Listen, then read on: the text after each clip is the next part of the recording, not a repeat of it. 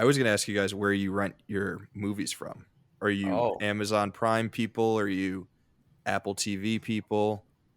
What's your go-to? um, I got Cineplex. I don't think you guys have Cineplex in the States, but for all the listeners, I'm like the sole Canadian on Screenage Wasteland, and we have Cineplex, which is a theater chain, one of the big two, and they have an app, and you can rent movies from them. So if I'm renting a movie that's not on a streaming service, it's through Cineplex, and I wait till it's about $3.99 for HD.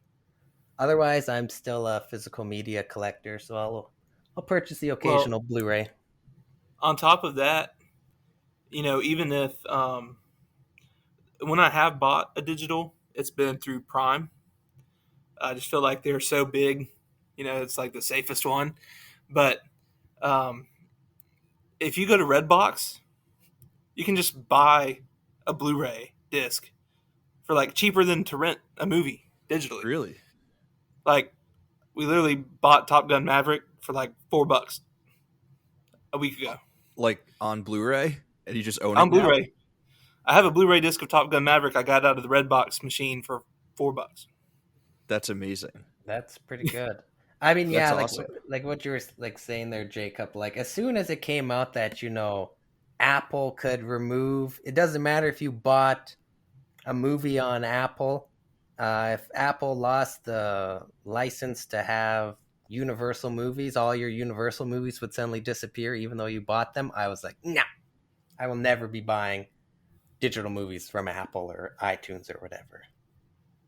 So Yeah, I I'm don't pretty like the much idea of I don't like the idea of owning digital copies of movies. Like if you're going to spend the money to own something, you may as well own a physical copy. Um that being said, I do own I own two movies on Prime Video. The first one, and they're both kind of embarrassing. The first one is Batman v Superman, the Ultimate Edition, which is like essentially the director's cut. Just because in order to watch that version, you had to buy it. There was no renting option. So I bought that because I really, really, really wanted to watch Zack Snyder's 3 hour Batman vs Superman, which I actually kind of like. Um, and the second one is Bodies, Bodies, Bodies that came out last year. Uh, I meant to rent it and I accidentally purchased it. So now I have a copy of Bodies, Bodies, Bodies digitally on Amazon Prime that I can watch whenever. Who knows Did if you I at ever least will like watch it. it? I dug it. Not enough to like want to own it, but it's there. I gotta Oh say, well. Pete Davidson is a huge throw for me. I haven't seen that movie yet, but it's like Pete Davidson. Something about him. Like I'd be way more inclined to watch Bodies, Bodies, Bodies if I knew Pete Davidson wasn't in it. I just can't That's do it with funny. that guy. My I girlfriend really is enjoyed really it. into him. You know, a lot of the attention went to the menu, and I like the menu a lot too. But they have some similar themes and approaches. They're both great. Yeah, I saw someone either it must have been on Letterbox. I think they referred to Bodies, Bodies, Bodies as a 2 hour shit post, which I thought was the perfect way to describe that movie. Um, it's just if Hmm. you're into internet shit posting and you want that in movie form, check out Bodies, Bodies, Bodies. You might Okay. get a good chuckle. That's what I thought. Hmm. Um, dudes, we're here to talk Back to the Future. Um, but I'm while ready. we're doing that, I'm sitting here because I have an unhealthy obsession with the New York Mets. I'm simultaneously watching the Mets game, and it got me wondering: are you guys with me? Are you also unhealthily obsessed baseball fans, or are you guys like normal people? Do you watch sports a lot? Like, where are you on that? Am I alone? Are you guys with me? I'm unhealthily obsessed with Back to the Future. As for baseball, my grandpa's a huge Toronto Blue Jays fan, as I feel most Canadians are.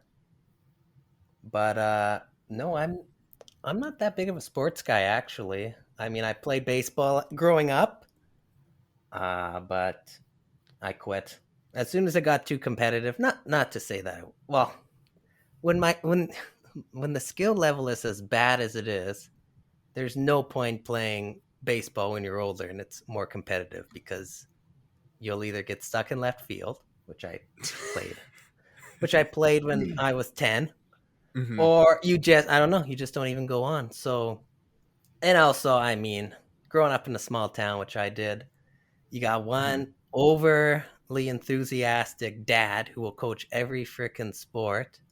Yep. And that guy's just, I never liked him. He's fine.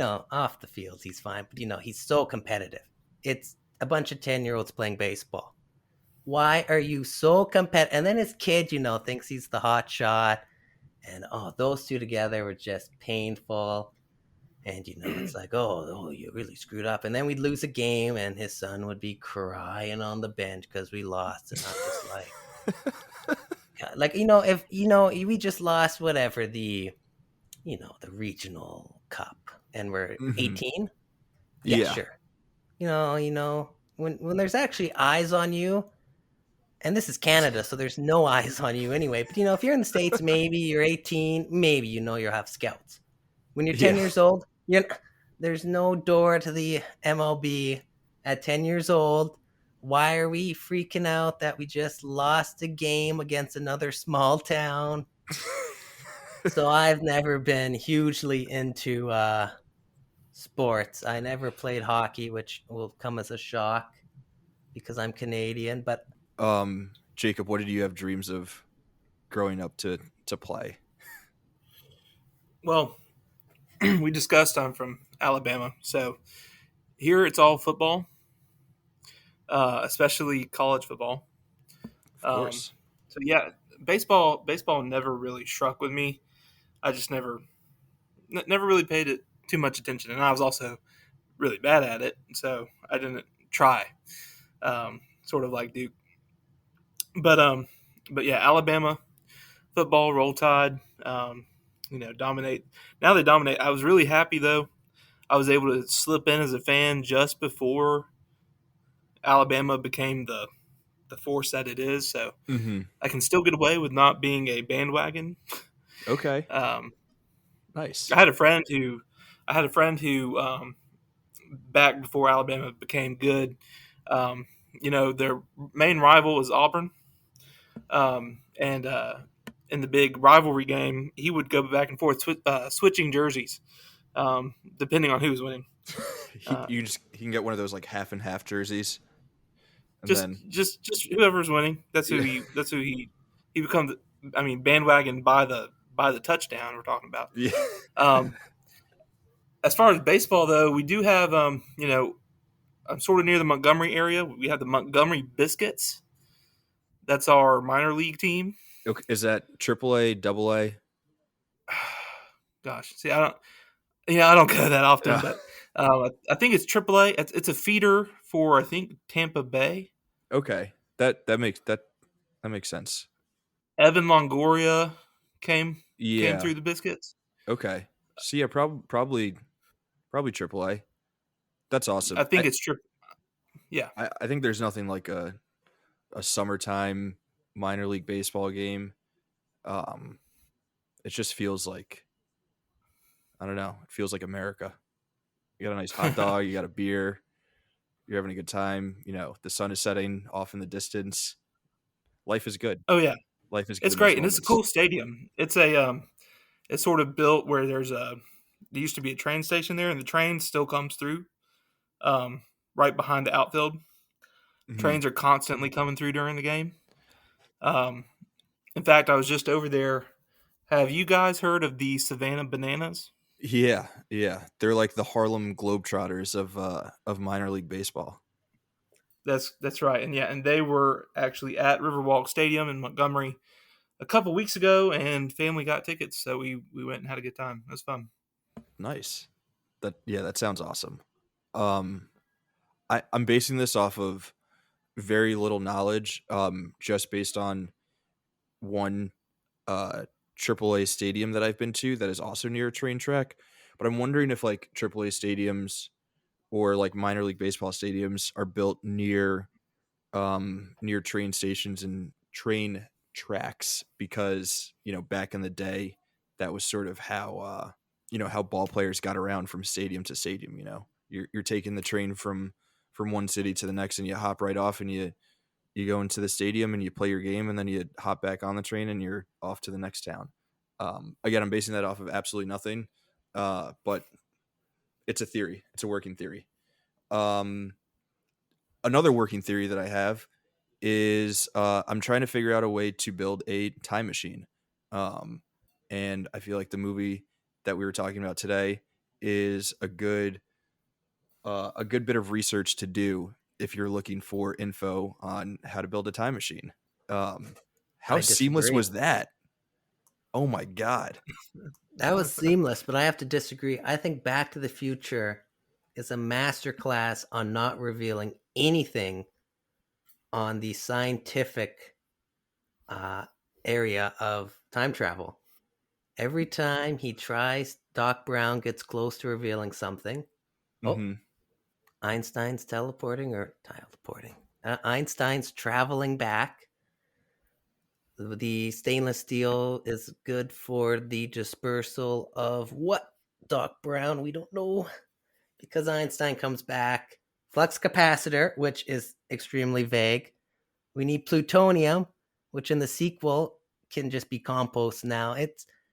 There's a lot. I mean, it's DeLorean is a good start, but I think Back to the Future has a. I think we need to talk to the Bobs a bit to kind of learn how their time travel actually works. All right, so you're telling me I got to do a little bit more research. I was thinking maybe I just get a hot tub and jump in it, see what happens. But I guess I'll cross off hot tub and I'll cross off DeLorean flux capacitor. Um, Duke, I do appreciate that intro. I feel like uh, you're the Back to the Future guru, right? This is your movie. There would be no Duke Carlston without Back to the Future. This is the movie that made me a movie fan. I don't even remember the first time I watched it. I know I was at my uncle and aunt's. They had it on VHS. I really don't remember much, but I just after that I was probably 10, 12. I was just hooked. My parents got me the what would have been 25th anniversary DVDs, I think. Maybe. And I watched them. And then, of course, Michael J. Fox, this movie. I'm a huge Michael J. Fox fan. I'm a huge 80s fan because of this movie. Basically, Mhm. my whole movie persona has been crafted around this film. So, yeah, Damn. and since you kind of brought up that, I don't know, you're calling me a guru of Back to the Future. Nothing was sadder than me learning one day that Back to the Future wasn't just some special movie that only I knew existed. Going on the internet and finding out that Back to the Future was like a favorite movie for like half the world crushed me. That one day, I thought Back to the Future was something nobody had heard of because, of course, growing up in a small town, Hmm. none of my friends are going to know Back to the Future. That movie's so old compared Yeah. to how young we were at the time. So, growing up and then finding out, oh no, this is actually kind of a big deal. This was a pretty big movie. Lots of people love it. I was a You bit thought it was sad. just your movie. You thought it was a I movie literally, just for well, you. I think, growing up as a kid, I think we all have that movie that, you're thinking, oh, this is our special thing. And then you grow up and figure out, oh, wait, oh, wait, I guess there's a million other, which honestly, now I have no qualms with it because there wouldn't be so much merchandise and books or documentaries on the topic without the fandom. So I am happy for that. But yeah, growing up, it was a bit of a bummer finding out that Back to the Future wasn't just it wasn't just my favorite movie. There was a lot of people whose favorite movie Back to the Future was. But I mean, sometimes it's cool when a lot of people all really enjoy the same thing, especially if it's something that is awesome. I think the huge fandom for Back to the Future makes sense considering just what the movie is. So it's not, like you said, it's not super sad that uh, that other people connect with the movie and have such a special place for it in their hearts, the way that you do. Jacob, do you have a sort of similar feeling about Back to the Future? Is this your movie, or is it just like a movie that you really, really dig? Well, I'm sort of the opposite from Duke in terms of I was sort of late to the Back to the Future party. Um, so I knew going in how much hype there was behind it. We finally got around to watching it. Um, Watched it with my wife, who's my fiance at the time, and sat down and just watched the whole trilogy. I think we just bought the trilogy from Walmart and just like we know this is supposed to be great, so let's just get it and watch them. And a lot of times when you hear that much about a movie, you go into it and it's easy to be let down. But obviously, I'm here. Back to the Future really met the expectations and exceeded. It's pretty much everything that a movie should be. I mean, I don't necessarily consider it my movie, my favorite movie, although as Carlston said, we did a time travel list, and this was number one. And I love time travel, um, but yeah, it's no doubt a classic, almost perfect movie, and it's got all of the cinema, all the studio sets, and everything about it. It's just great. I mean, we're gonna talk a lot about it for the next hour and a half, I'm sure. Wow. So you guys are coming at this with from just like two totally different perspectives, which is, I feel like that'll be awesome to sort of dig in a little bit more into you know what it's like to like grow up with this movie and have it sort of shape your film fandom identity versus being a film fan at at an adult age and then coming to the movie with sort of like all of that background knowledge. I feel like that's a cool sort of like dichotomy that you guys are bringing to this, which is I really appreciate, and we didn't actually plan that, but this should be fun. um so i I didn't see this. I don't know when I first saw this movie. I think I first saw the second one at a pretty young age, and I really really like fell in love with it. You know, we can get into a little bit the discussion of uh of how the sequel compares to the original. We're really here to focus on the original, but the sequel was really like my window into the world of Back to the Future. So that one still to me holds like a really special place in my heart just because it was the first one that I saw. But I do think that it's the first one, obviously because it was first, is just like so much more seminal in terms of like where it stands in like film history. Um, so do you guys both own this on Blu-ray, or Duke? I'm assuming you must own this in some capacity. I got the 25th anniversary DVDs. I believe that's the anniversary, but I own those. Those are my first copies. And then I upgraded to the 30th Blu-ray box set. Not the fancy one because I didn't want all that extra packaging.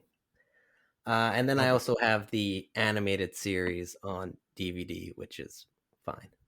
And then I have all the comics that came out during the 30th anniversary that Bob Gale co-wrote, I believe. And I have a couple other books. Where's the one that oh, I can't see it. It's like a manual. Sorry. It's like a manual for like the DeLorean, I think. I think it's got a bunch of other stuff. So yeah, I went off topic a bit. But yeah, I got a lot of Back to the Future stuff. I haven't upgraded to 4K yet just because I don't like the 4K box set. So I'll just wait 2 more years for the 40th anniversary box set, which I'm sure will come out, Jesus. and I'll pick it up then. I wasn't saying Jesus to you buying it. I was saying Jesus to the idea that this movie is almost 40 years old. Somehow Um, we're almost like halfway through the 2020s, and yeah, it's, yeah, all of a sudden, yeah, but kind of this movie crazy. feels timeless. Oh, That's that part. it's a breeze. The 2 hours, it just like I watched it again last night. Two Mhm. hours just flies by. Of course, I know the whole thing by heart now. Like that, this is the my easily the movie I quote from the most. I will say a line for that movie, and then I will say to whoever I said it to, what movie was that line from? And they go, I don't know. And I say, you always need to answer Back to the Future because 99% of the time I will be quoting Back to the Future. There's Even if you just don't so actually many. know, even if you don't actually know what the quote's from, just always guess Back to the Future. Always, always, exactly. I tell them that. I say Back to the Future, and they go, "Oh yeah, I should have known that." Um, It's so many iconic lines. that's so funny. I was thinking timeless in terms of like, it works in different time periods. Like no matter when you watch it, it's sort of, um, it always kind of clicks, but also timeless in that like it just like flies by. Um, you don't You really notice know, the movie going. I think I thought about that too. That it being timeless, and the sequels. Well, Back to the Future 2, especially because he goes to 2015, and we've just been there, and it's quite a bit different than that depiction. I think it feels more aged in a lot of ways. I think because Back to the Future is briefly in '85, and then he spends so much time within the movie back in time. It's like I don't know. I think that is part of what keeps it fresh. Yeah, like no matter when you're watching it post, when did this come out? 1984 or 85? 85. 85. Yeah, anytime you're watching it post 85, like the 50s are always old.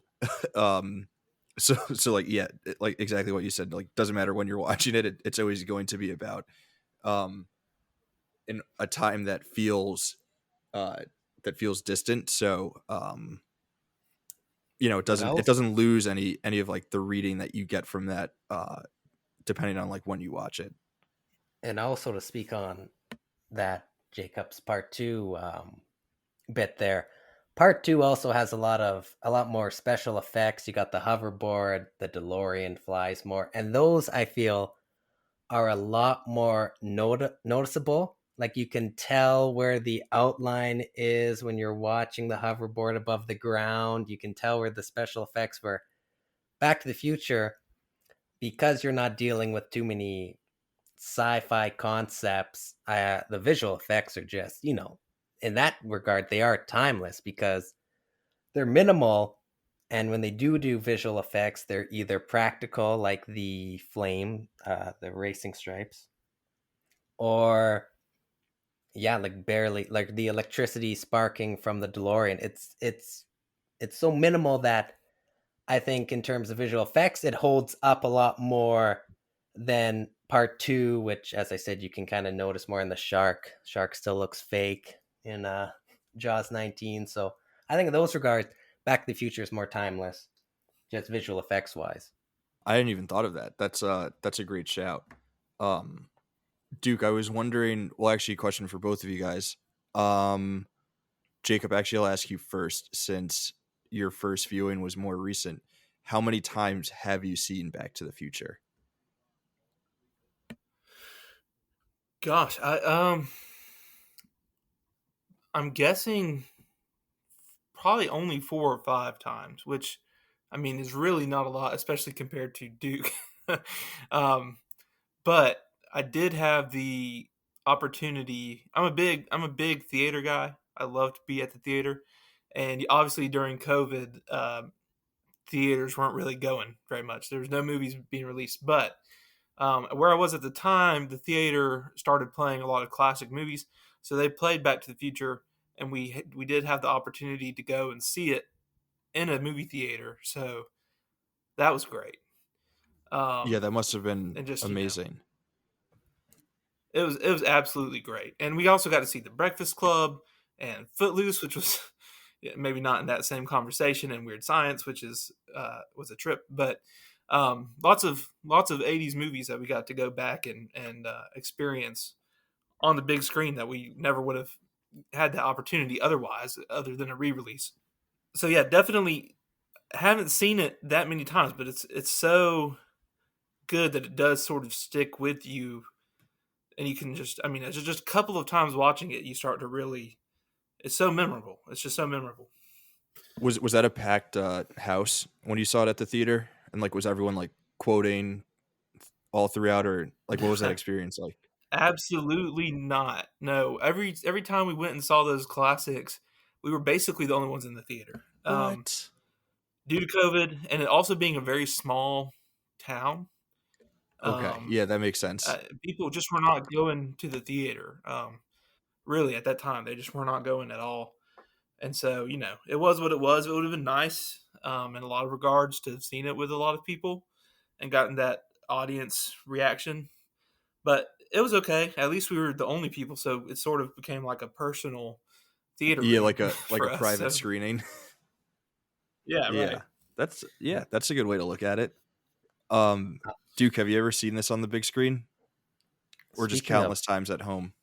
speaking of private screenings, similar exactly like Jacob, during the pandemic, local theater, they were showing a bunch of 80s movies. Me and the girlfriend at the time. We saw Dirty Dancing, and then for my birthday, she rented out the theater, which you could do for like $200. Um, for Back to the Future, and then it was kind of for my birthday, and then she invited, anyone who could make it, and they didn't have to pay because she had already rented the theater screen. So yeah, watched Back to the Future on the big screen for my birthday, which was pretty cool. I'd seen it before on the big screen, probably in 2018. They were doing Cineplex was doing like $5 throwback movies. So I've seen it on the big screen a couple times, and then since I've been tracking movies that I watched since 2013, I've seen Back to the Future 17 times since the start of 2013. But before that, when I really kind of first was introduced to Back to the Future and had got the DVDs, I must have watched that film like once a month. So it's got to be. I must have seen this movie at least 30 times over the last 15 plus years. So yeah, I'm oh man, I wish that I didn't have Sailor breathing down my neck to watch more movies. I wish I didn't have a back catalog of 80s movies on Blu-rays that I need to get to. And I just wish I had more time because yeah, I would watch Back to the Future. Man, I like if I need a comfort movie, that is Back to the Future. Throw that on. But yeah, I haven't watched it. It's I used to watch it at least 2 or 3 times a year. Now it's down to at least once a year because there's just, as you get older, there's a lot of you start realizing there's a lot of good movies out there that you haven't seen, so you gotta make sacrifices, and that's limiting how much I spend devoted to the DeLorean. That's fair. Um, so I think now that we have sort of all that background info out of the way, or not background info, but gotten through just sort of how we all feel about the movie and all of that good stuff. I kind of want you guys to just talk me through like what it is exactly about this movie. Like, what are the specific uh, points and everything about this that really stick with you, that make you enjoy it as much as you guys do. I don't know, Jacob, you got something you wanna jump in first? Let me see if I can. Um, like I said, I'm in general anyway. I love time travel, and this is, Duke and I were talking about when we were making our time travel list. You know, this isn't really the most time travel heavy. It's, I mean, all about time travel, but in terms of the actual concepts and it, it's sort of hand wavy. It's like, yeah, this car, this old crazy man can make this car go back in time. Have fun, and it's off to the races. And that works for this movie. It's perfectly, just from the beginning intro with when it's panning across all the clocks, and you get to this giant amp, and you have Michael J. Fox there with his cool little vest on and blowing the amp out. I mean, it's just such an intro that it's just like I don't know what's going to happen, but this is just really cool. And then the square, that square, I just love everything about it. The way that they show the changes from 85 to 55, and um, obviously the story too, of Marty being able to see his parents back when they were his age. You know, it's really interesting to me that Marty is, as a character, he doesn't really have a whole lot of flaws, and a lot of times you might think of that as being sort of a weak character. But everything about Marty is just too cool. I mean, he's just a good guy. He wants to see his dad stand up for himself. Um, he wants things to go well. I mean, it's just a fun movie. You don't have to worry about a whole lot. I mean, it's not like now when you think a lot of movies that are loved, they got some dark undercurrent or something, and it's really just not like that. In this movie, you could see Biff back in time as a bully.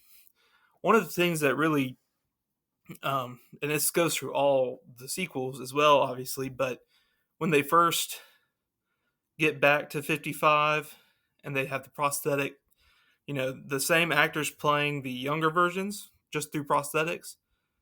I just think that was amazing bit of movie making.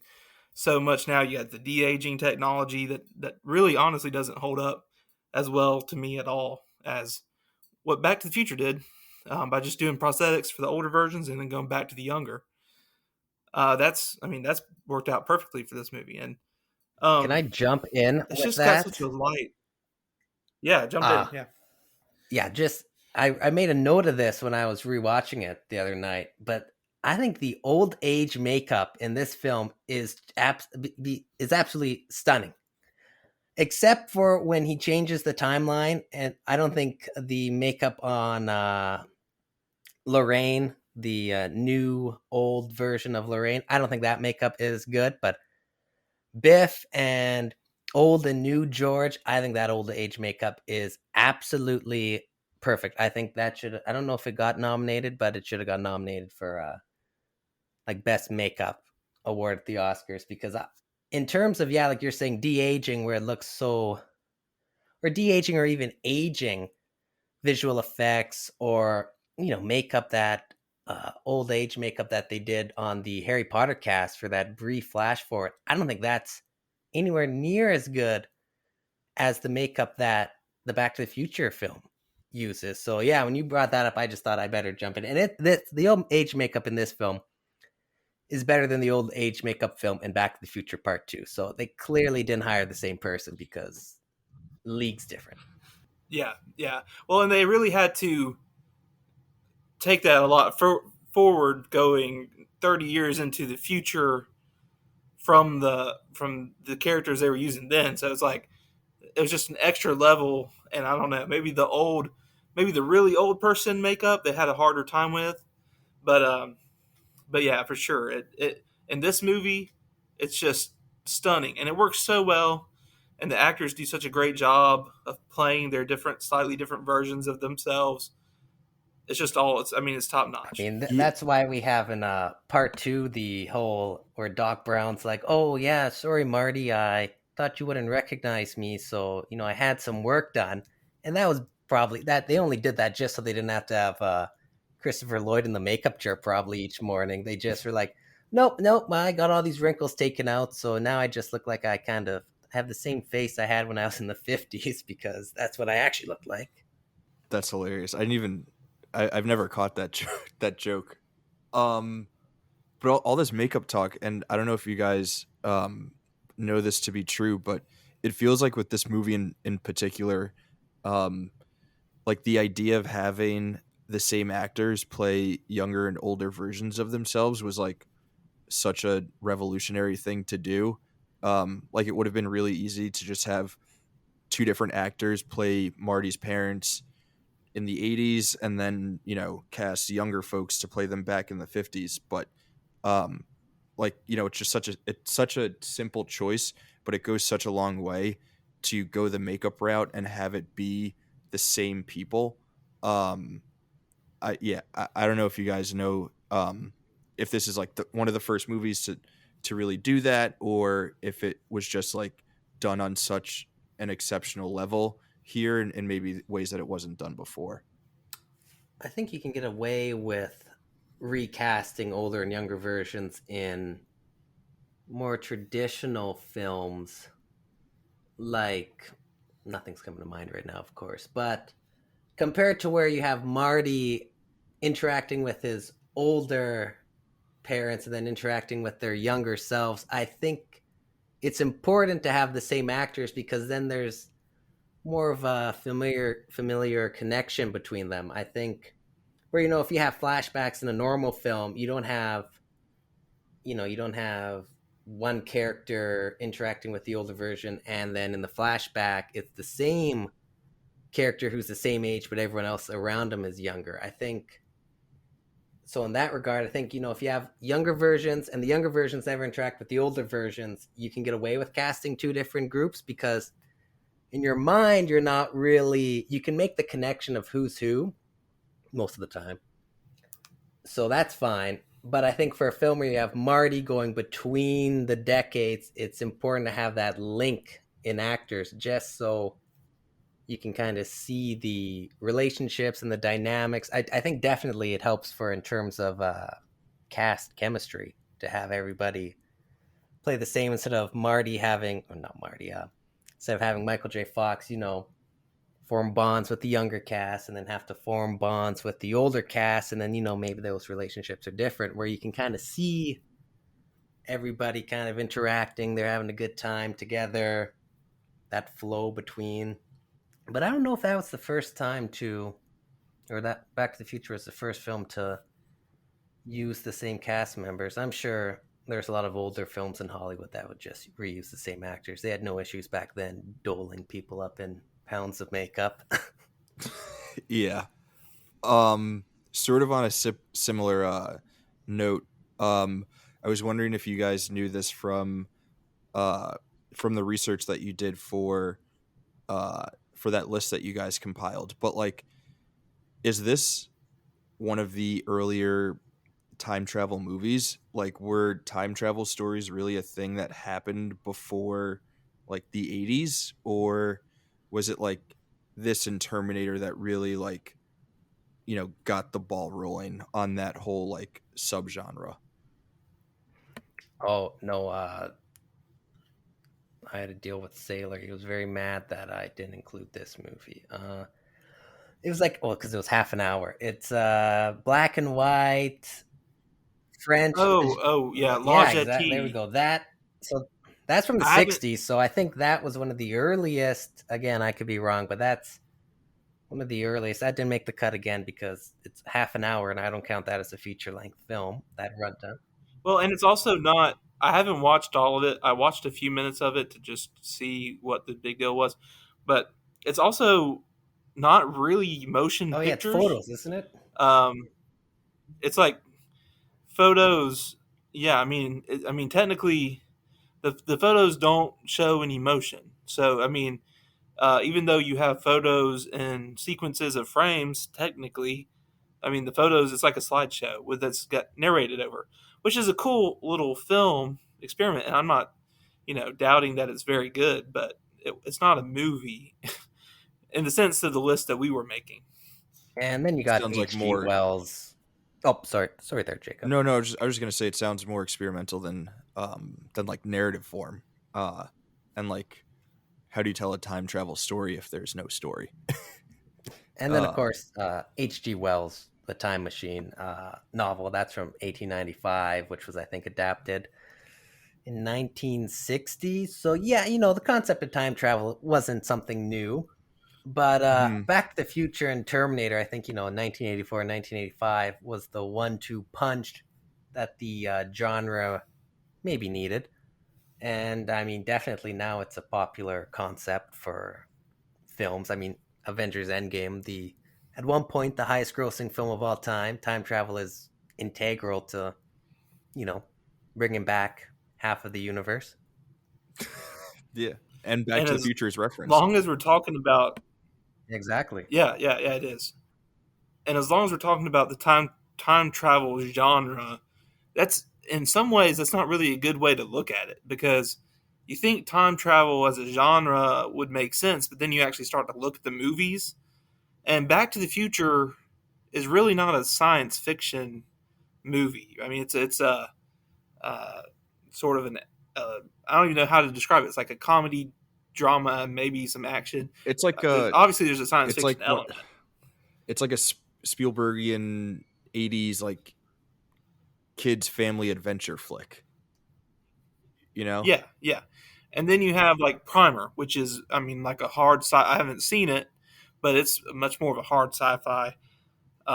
We'll get into it in recommendations. I don't want to say too much, but I think Duke watched The Infinite Oh, Man. you're hey, good, Didn't good, you see because I that? didn't want to waste, well, not waste a recommendation, but I had a feeling you were gonna bring it up, so I didn't put it on my I recommendations. have to for sure.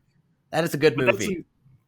that is more of a, again, a time travel dense movie. But then you have movies like About Time, which is like a rom com, father son, also drama comedy that it involves time travel, but it's really, so there's all kinds of stories that use time travel as more of a device. It's not like a Yeah, genre per I would se, call it a but subgenre, time, if but anything. It's a subgenre that gets yeah, implanted into the other genres, but it itself is not a genre. but clearly Terminator and Back to the Future, which um, neither one of them has really super sound time travel logic if you get too in the weeds, but they definitely, I mean, obviously created more space for time travel related movies, I'm sure. Yeah. well, Duke, this is something that you kind of talked about earlier, but like the fact that the time travel logic is maybe not so sound, and like a really smart way that this movie gets around that is by never getting too in the weeds on it. Like, do you have anything more on that, and like the brilliance of sort of keeping the time travel stuff super hush hush enough to the point where we're like, yeah, that's really cool time travel, but we never question like whether or not any of it makes any sense. I think the time travel logic is sound. What I was saying is, you can't. You were talking about wanting to build a time machine, and I'm saying this would be a terrible film to kind of get the instructions on how to do that, just because how much it keeps close to the vest, or however that saying goes. I think the worst thing you can do with a sci-fi heavy film when you're talking about something that doesn't exist in real life is to over-explain yourself. So just a little bit, you have Doc Brown saying just enough, oh, I had to use the DeLorean because it's stainless steel body made, oh, and the flux capacitor is what make time travel possible, and I need plutonium to power up the energy source. That enough is okay. Yeah, that, and the DeLorean's covered in wires. Okay, all that makes time travel possible. If he started going into the science and doing equations and really explaining it, I think it would be a lot easier to go, no. A lot easier to debunk. You'd have a lot more scientists with debunking the science in Back to the Future article. So, and even in Endgame, to bring up that film game, Tony Stark, they barely show. He's just, oh yeah, run this sequence, and then the computer runs some sequences, and then time travel's invented. And nobody questions it because Tony Stark is one of the smartest men in the MCU. Just like Back to the Future does a good job of showing how smart Doc Brown is. Whether his 50s self was, I'm going to say, more inexperienced, maybe not so sure of himself, since, I mean, the 50s scientist did prove that he was just as capable as inventing time travel and making it all work, even though it wasn't until 30 years later where Doc Brown actually invented something that worked. But Um, yeah, I think less is more when it comes to stuff like time travel and explaining how exactly it works. Because as Jacob brought up about time, they do a bunch of rules where you can't interact if you go back in time before your baby was born and change something. Well, then maybe your baby boy is now baby girl, or maybe you're not dating the same girl you were dating. But then later in that film, oh, if we go back into this one memory, the father and son, and we do nothing, we just go back and we relive it exactly, it'll change nothing. But you just kind of contradicted yourself, because you're going back, but there's no way you're going to remember, how exactly perfect, So less is more. That's the moral of the story, all you Hollywood writers. Don't explain, just explain time travel enough where we will believe you. And If you and I'll jump in again too. You know, for the most part, as long as you follow the rules that you set up and you keep it brief, you're good. And for Back to the Future, I mean, this is not in a movie like Primer or The Infinite Man to some degree, although it doesn't do it too much. In these dense movies where you're sort of exploring the paradox, you have to get into it more because that's sort of the point of the movie. But here, it's just a device to get to all the fun and cool stuff that happens. So it's just keep it, like a magician. You don't have to show all the tricks. Just make the audience believe it and move on. But I'll say, and we can skip back to this later if we need to, but the one thing that keeps the logic in Back to the Future so sound is Marty goes back to 1955 before he was born, so there's no issues with running into himself or any of that kind of stuff that starts to really create problems um, until he comes back to the future at the very end of the movie a few minutes early before he left, but he's in an alternate universe because of the changes that he made to his parents' life. So it's on shaky ground, but it doesn't matter because it's cool and it's so late in the movie. It's sort of just an Oh shit! You afterthought. just blew my mind. But All right, Jacob, if we're getting into this, the, I read a You theory just online where the you Marty just blew my McFly who mind. then goes into, so Marty comes back from 1955. He watches himself get in the DeLorean and go back in time. There is some theory I read a long time ago where that Marty will end up, they believe, whoever came up with this theory, that Marty will end up in the original 1985 timeline once everything is said and done, and he will be coming back to a much shittier timeline. Now, I don't believe that theory. Personally, I think that Marty is just going to go back in time and then he will end up back in that Marty that we just saw come back. I think he will go back in time and do the exact same circumstance. I don't think well, well, it's going to change it. Like, it changes stuff that, it's not a closed loop. There's a bit of time when there's two Martys, but I think that Marty just goes back in time and does the exact same thing that we just watched. well, here's the only problem. And it's such a small detail again that doesn't matter to the enjoyment of the movie. But the problem is when Marty comes back and he crashes into the I think I know parking you're going lot. with it. He crashes through the what is it? The Lone Pine Mall sign because it used to be like the Well, he Twin Pine crashed through Mall, the right? pine tree in the past, And so now then it's the Lone Pine Mall. But if we're, I so think I know where you're going with this. so because of that little detail, Mm. it's showing when he gets back there, it's like an alternate reality already. If he had just gotten back there and it was implied that the second Marty, it gets confusing when there's two of them. But if it implies when the original Marty comes back and sees his past, how do you even talk about this? When the Marty that we've been following comes back to that parking lot a few minutes too early and sees himself, if all the changes happened Okay, I think I know after I know that sequence is where you're going done, with this, but I'm going to counter that. If you think that's the most logic breaking moment, I'd argue it's when Marty McFly gets back to 1985 and he's by the clock tower or whatever. Is it called the clock tower? I'm going to call it the clock tower. And then his car stops and then he sees the Libyan VW van drive by. So we know he's in Hill Valley. And when he goes back in 1955, the car ends up, he goes through so he leaves Mr. Peabody's farm. Then he drives a bit. Then he sees, Lion Estates. Then he has to stash his car. Then he has to walk 2 miles to Hill Valley. And then, so now in 1985, he's in Hill Valley. The Libyans go. He has 10 minutes. Somehow in 10 minutes, he goes at least 2 to 3 miles to the Peabody Farm, which is now the shopping mall, Or he in 10 time minutes. traveled there. That's what I think is the most logic breaking, is how he can keep up with the Libyan van and run like 2-3 miles in 10 minutes. That's the logic. Now when I watch this now the last few times, that's when I go, well, that doesn't really work, but I'm going to give it to them.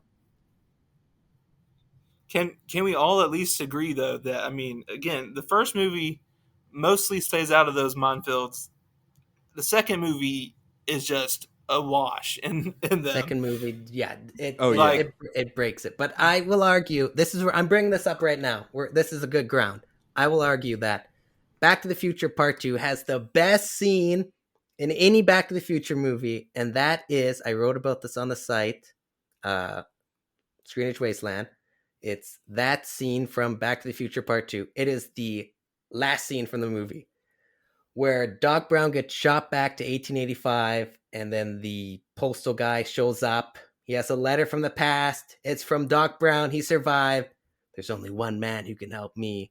And then we see the time travel, and we see Marty get shot back to 1985, and then 1955. Doc celebrating, and then they got that perfect frame where Doc Brown's kind of winding down from his celebrating, and then you see Back to the Future Part 2 Marty book it around the corner, and then he comes down and he grabs Doc, and Doc's freaking out, and he says, no, it can't be. I just sent you back. And he goes, I know, Doc, I know, but I'm back from the future.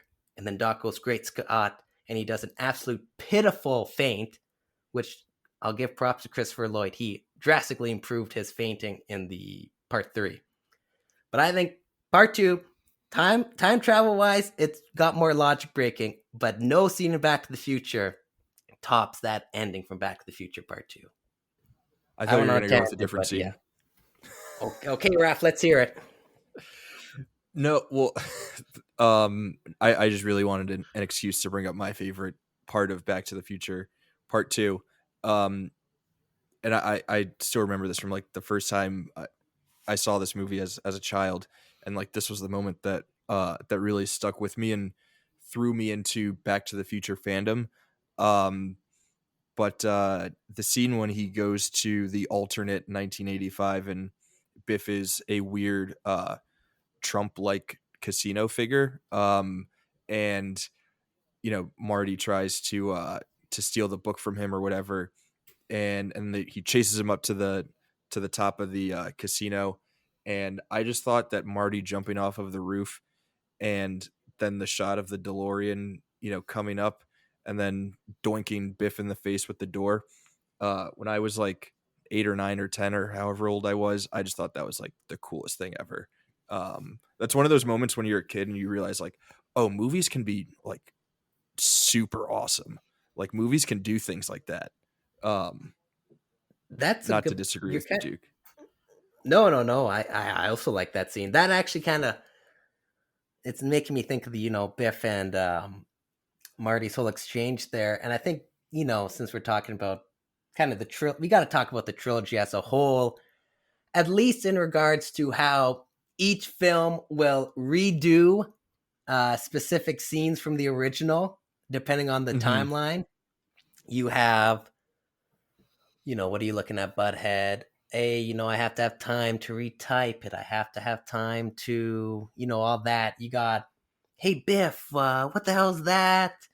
Oh, you hit your head. Each film has these scenes that Zemeckis and Gale have rewritten for each time period. I think that's another kind of cool part because it kind of gets you into the different timeline and really kind of, at least the Lorraine one where, oh, you hit your head. Oh, you're safe and sound back in good old 1955, 1885, 2050, or apartment or whatever. You're safe and sound back on the 27th floor or whatever for the Mhm. alternate 1905. I think that kind of also drives home, that this is similar to Marty, but at the same time, different. Yeah, I'll just quickly say, sorry, go yeah, for it, Jake. absolutely. Yeah, I was just going to add in the running gag with Biff and the manure. Classic. Absolutely classic.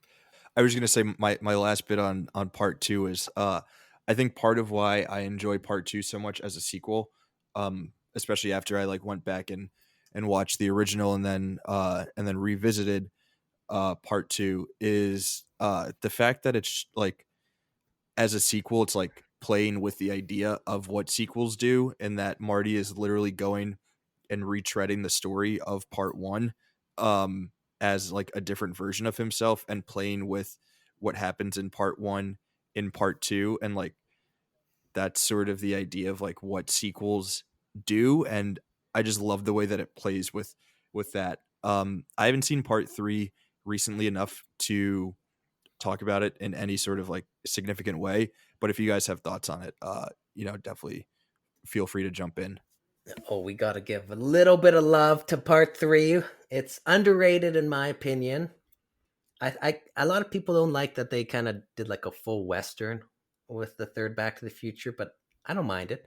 You couldn't have them go back to 1955 again. Now there's three Martys. No, that'd get tired. But having a western, it's kind of fun. I don't really have much to say. I mean, I think the Clint Eastwood gag works a lot better in part three than the Calvin Klein gag in the original, where Lorraine thinks his name's Calvin Klein because it's on his underwear.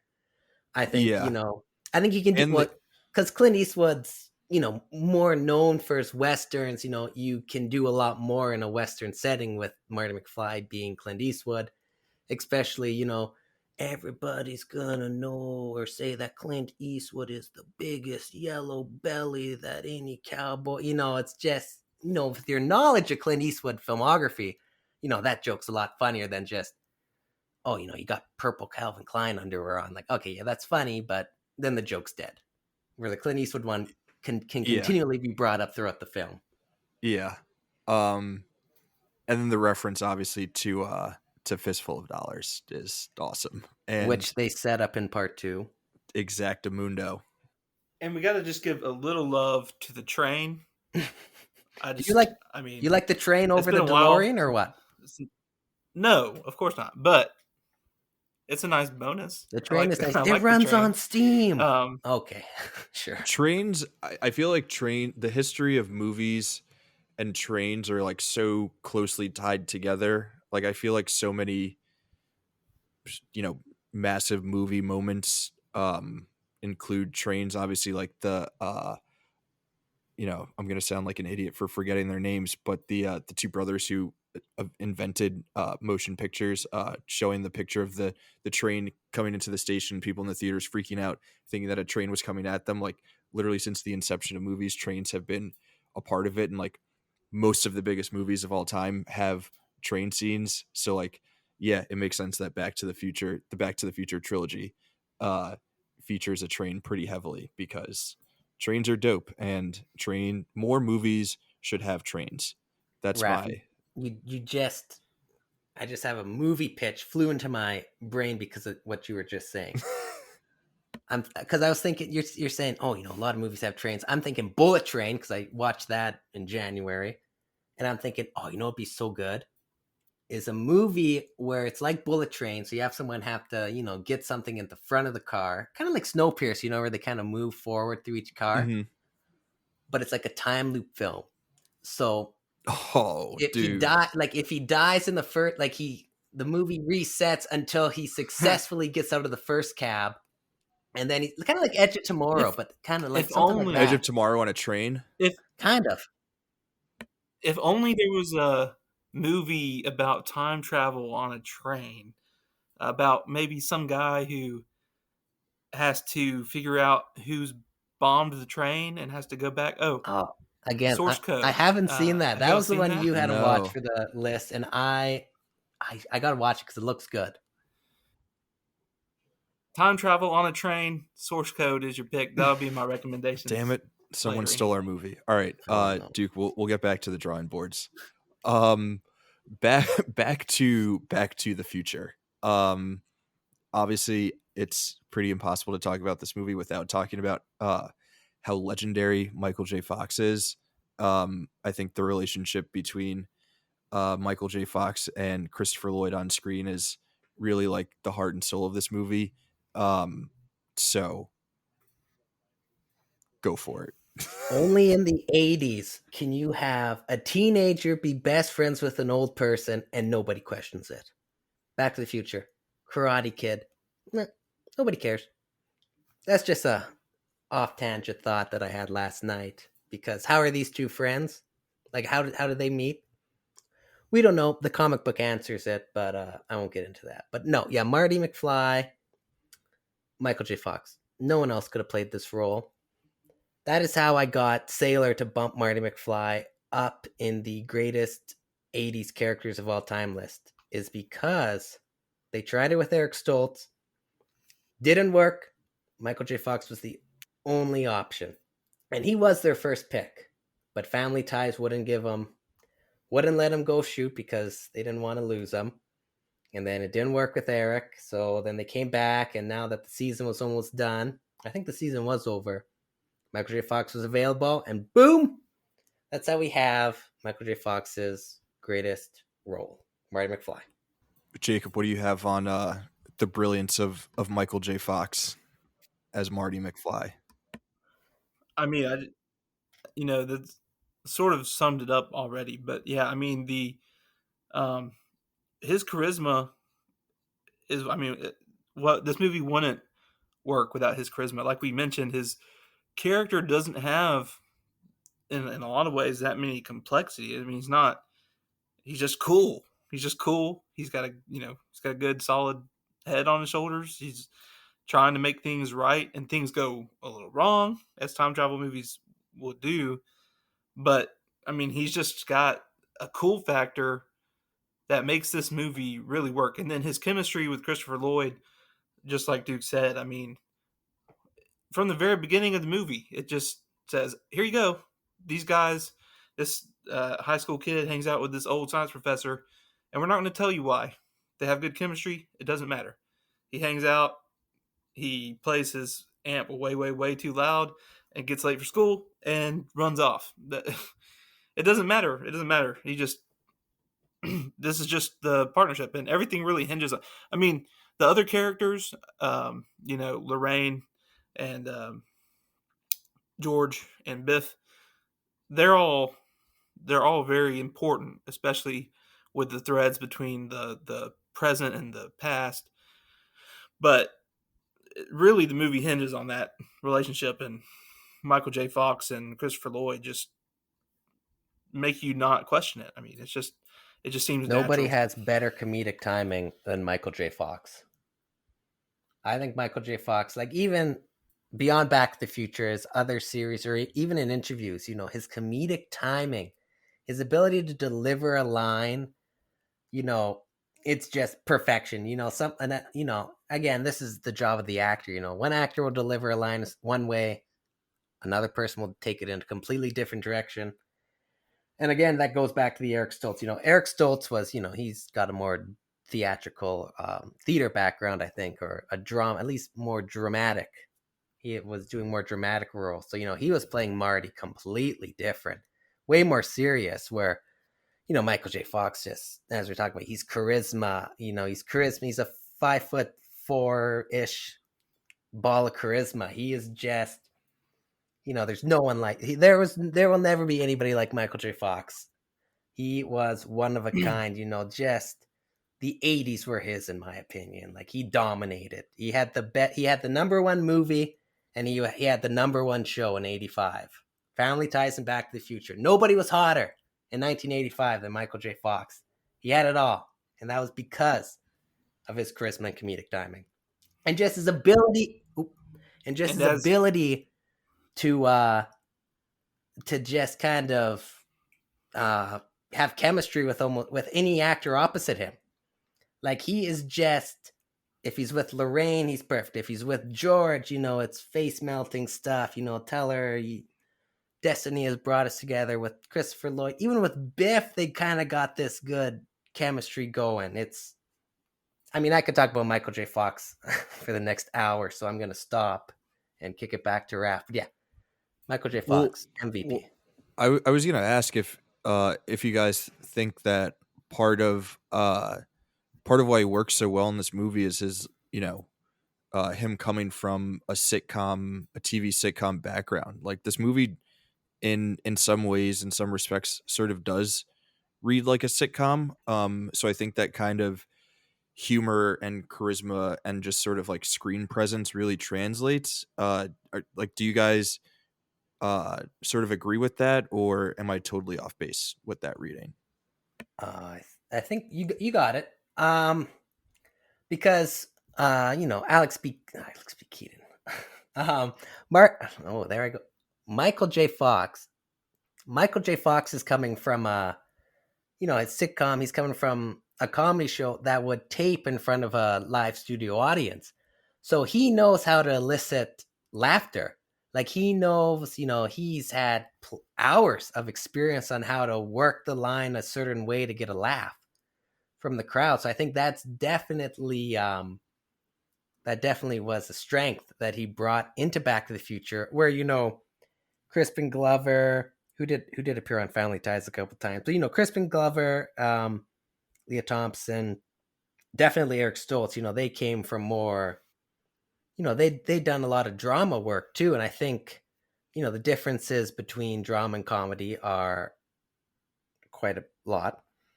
So definitely he, I think, brought uh, a comedic energy that was probably lacking, definitely with Stoltz and a bit with Glover, I would say. Yeah. Um, I feel that. Um, so I feel like another thing that is pretty hard to ignore when talking about Back to the Future is the screenplay, and just like how it builds, how the tension sort of evolves, how the stakes are like ever so slightly growing and increasing or changing over the course of the movie, and like hitting all of the right beats at the right time.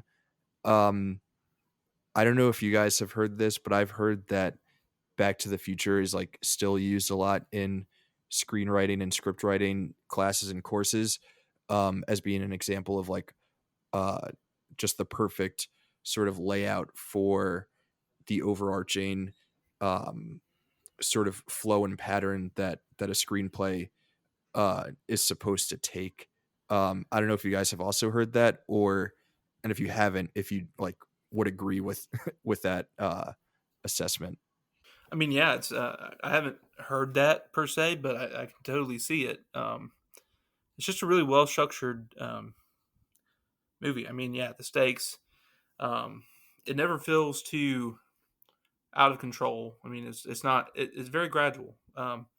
And one thing that they do, because time travel writing can become so out of hand, um, because you're not talking about your usual um, sort of consequential setup and payoff where someone's doing things in the way we know. I mean, Marty's going back to 1955, and how does his action here affect his present, or now when he's in the past, his future, as he starts to disappear and things like that, and all the little obstacles. Writing in the thing about the lightning striking the clock tower that was set up pretty much pitch perfectly. And then something about the writing too, just though, we've talked about the running gags and the way, just the Great Scott and the That's Heavy Doc, just sort of peppered throughout. It it's obviously like catchphrasy, but at the same time it feels natural, which I think is really hard to do. Um, and they did it. And a lot of that stuff, when Biff is the his McFly, and then goes back in time and is doing the same kind of thing. Just the way those things were structured in, I can totally see. I I mean, the mean, screenplay is great. yeah, going back there, Jacob kind of touched on this. The how Gale plays with the differences in slang from the 50s and 80s, as well as references or popularity, like that exchange in the cafe. Okay, give me a tab. Can't give you a tab unless you order something. Give me a Pepsi free. I'm not giving you a Pepsi unless you're paying for it. for that cafe guy, he's like, what the hell are you talking about? But Yeah. Marty wants a Tab soda, Mhm. and that didn't exist in the 50s. Then he wants a Pepsi Free, which I don't think I got that when I was young until now you Google it. Oh, Pepsi Free was some really a brief, like I think it was only from like 1984 to like 86 or 87, like Pepsi's attempt at, I think, a sugar free Pepsi. So of course that Pepsi Free joke uh, does not age good, but it's still kind of funny. And then of course, yeah, I mean, just like that, or who the hell's John F. Kennedy, and it's kind of like the different, and yeah, like Great Scott. Oh man, that's heavy, heavy. Is there something wrong with the Earth's gravitational pull? Or probably the best one is okay, future Yeah. boy, who's president of the United States in 1985? Ronald Reagan. Ronald Reagan, the actor.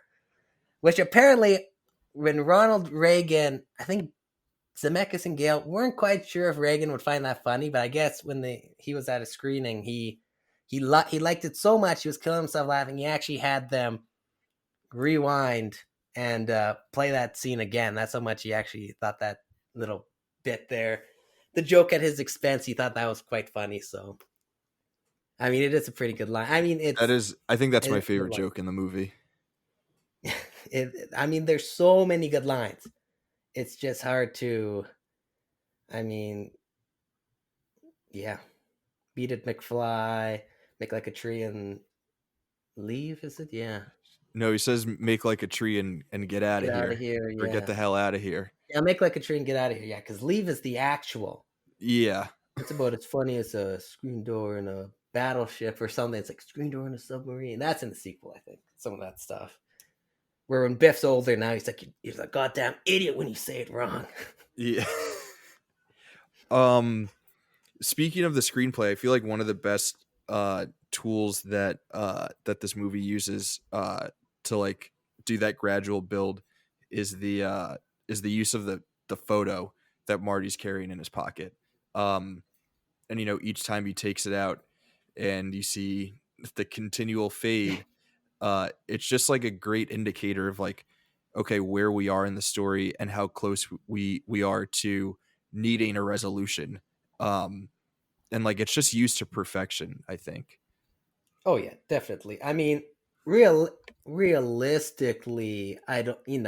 It's silly that a photo would start slowly disappearing. But I mean, in terms of the film, it's perfect. It's perfect for within the film to, yeah, like you said, Oh yeah. show how And just much as how a much cue to the done. audience. Yeah. I mean, yeah, that's perfect. I mean, the more you can show, I mean, showing instead of saying, I think, that's kind of a screenplay type of thing. If you can actually show instead of just having someone spout out exposition, that's a good thing to do. So, yeah, having that as a visual cue, and then, when he's playing Earth Angel and his hand starts to waver because, oh my God, or waver, disappear because that ginger kid who was in every single 80s movie, it seems, has stolen Lorraine from George. And then, oh man, is he going to kiss her in time? And then he does. And then, oh, he's like springs back up in the picture. Boom, boom, boom. They're all there. The timeline has, been changed, but it's restored that Marty is alive. Just perfect. And then, It's of course, we get perfect. that great Johnny B. Good scene. Yeah. Talk to me about it. He springs back up, his hands all better, the picture, his siblings are popping back in, timeline has been restored, all is good. And then of course he's got to go, but the band's like, man, come on, they're loving this, you got to give us something else. And he goes, oh, something else, okay, okay guys, this is a blues riff and B, watch me for the changes and try to keep up. And then he goes into Chuck Berry's Johnny Be Good, and he's doing his own rendition. And then we get the bit where your cousin Marvin calls Chuck Berry up, and he's like, that new sound you've been looking for, well, listen to this. And so that it kind of, I was watching that last night and I was like, you know what, this is almost Forrest Gump before Forrest Gump, in the way that You got Classic Zemeckis. well, yeah, exactly. Oh God, I didn't even think of that last night that Zemeckis had directed Forrest. But and also where he's running from Biff and he grabs the kid's skateboard with a scooter. I don't know what we should have called it. But then he breaks and he's like, "Oh, hey, you broke it!" And then the kids are like, "Holy crap! Look at that! What he just made with like I get what skateboards didn't exist in the 50s. I don't know when they were popularized, but I kind of like, oh, so Marty invents the skateboard." And then he helps Chuck Berry, or strengthens Chuck Berry's. Maybe Chuck Berry already knew that sound he was looking for, but Marty kind of showed that, oh, hey, this could be popular. I don't know, but I kind of thought, oh, there's a couple, Forrest Gumpish moments That's where really Marty's kind of playing with history, and then of course, yeah, like you brought up, that's Zemeckis so goes on funny. to do that, of course, but Forrest Gump, of course, has got his hand in everything. Apple and the That's wars and ping pong and meeting all these presidents. But the yeah, connection of of like all of those things to Forrest Gump is just, hilarious. I'm totally floored by that. Zemeckis just can't help himself. can't help himself. At least this was all before Zemeckis went all in on motion capture and CGI and creepy Oof. faces. Um, dude, you forgot the best part of the scene when he shreds.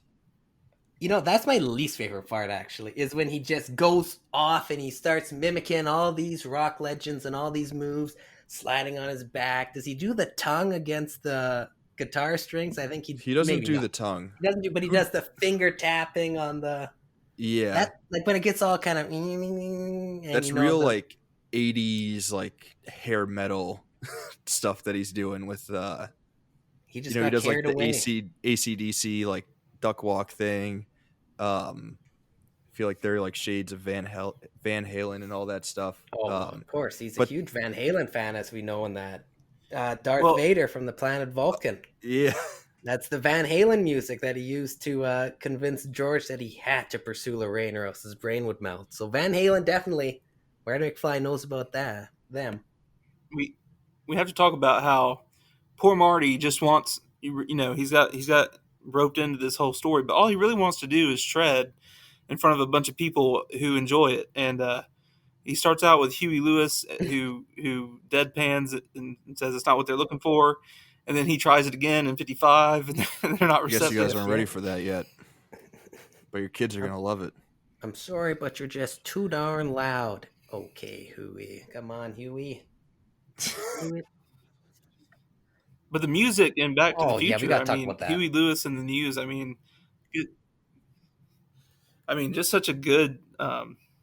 The music's amazing and just a great I energy I to it. miss But Duke like could I probably talk more about it. Power Love, amazing song, and then Back in Time, which is more about the movie Back to the Future, which plays during the closing credits. They don't make like they still have songs that are written for films, but I feel like there's not that connection. Like on the radio, they used to say, "Oh, Power of Love," and this summer, and Back to the Future. On the radio, no one ever says that. It's Lady Gaga's whatever song she wrote for Top Gun Maverick, or it's they just say it's Taylor Swift's whatever. Not that it was in I don't know a 50 Shades movie. I think it was. I feel like there's the synergy between having a singer do a song for a movie and then having the radio stations or Sirius XM or whatever promote that song or promote the movie while introducing the song. I feel that's been lost in our current pop culture landscape, where in the 80s it was a way bigger deal to have that sort of synergy moment in marketing. 100%. The 80s were just a wonderful time. Oh, Um, originality. I mean, come on, let's talk about Back to the Future would never get made nowadays. It n- would get remade, but if this was an original screenplay, never would get made. uh, no, Like it's. I original mean, movies have died. It's just well, remakes or it's just Indiana Jones, Back to the Future, Ghostbusters. We've talked mhm. about a lot already. Dirty Dancing, uh, Jacob saw Weird Science and Breakfast Club during the pandemic in theaters. there's all these original films that were given theatrical releases that just either wouldn't get made, or they get dropped on Netflix with zero advertising. I mean, Back to the Future would never succeed in theaters now. On the topic of music, not so much the original music from Huey Lewis, but I did want to talk quickly about the score, because I think that this is one of the most magical film scores of all time. And sort of knowing that this was a Spielberg production, and knowing that he had his hands on it, and um, to me, knowing how great that the score was, I just assumed that it was Williams, but it's not. And I forgot the person's name, but it doesn't look like Alan he has a lot of Silvestri. it doesn't look like he has a lot of credits though.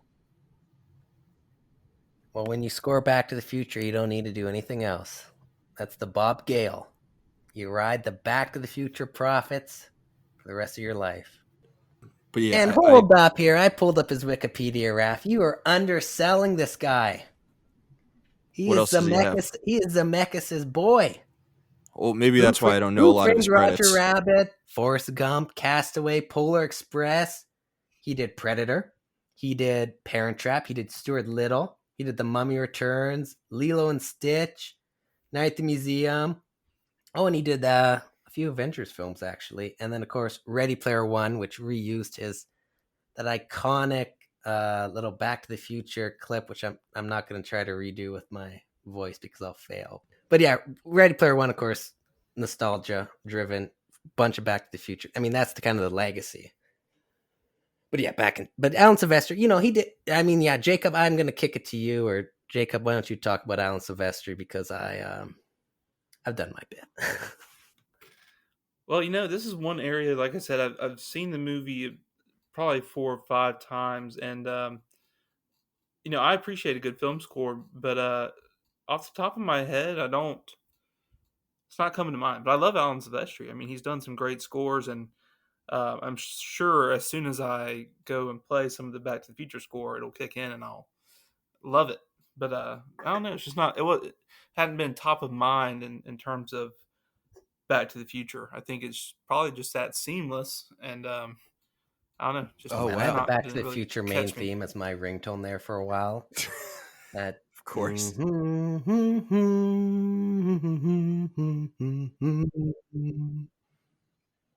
Yeah, I mean it's great. Yeah, yeah, it is. It is. It's Definitely. a great score.